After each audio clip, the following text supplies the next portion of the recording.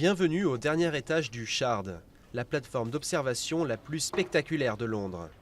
Haut de 310 mètres, le Shard est la plus haute tour de l'Union européenne. Il abrite des appartements de luxe, des bureaux et un hôtel 5 étoiles.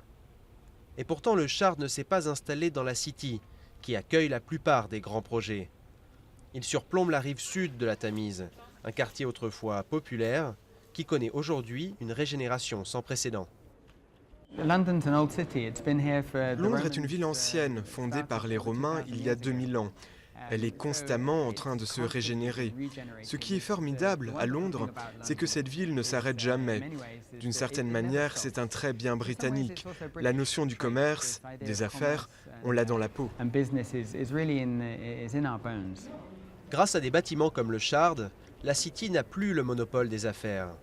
Témoin de l'embourgeoisement du quartier, les anciens entrepôts de Butler's Wharf sont devenus des appartements de luxe. L'hôtel de ville, dessiné par le grand architecte Norman Foster, s'est installé en 2002. Et quelques années plus tard, la Tate Modern ouvrait ses portes. Pour les autorités locales, le quartier doit garder son caractère.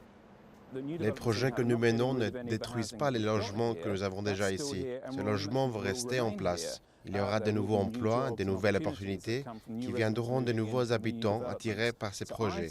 Donc pour moi, c'est très positif. Je pense que le positif l'emporte sur le négatif. À quelques kilomètres au sud de la Tamise, changement de décor.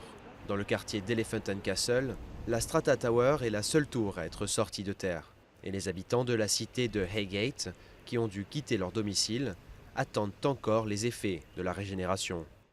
Il y avait 1200 logements dans cette cité, le lotissement Highgate, et presque tout le monde est parti maintenant. On leur a promis de nouveaux logements, qu'ils auraient un nouveau toit en quittant cette cité, des habitations construites spécialement pour eux, mais cela n'a pas eu lieu.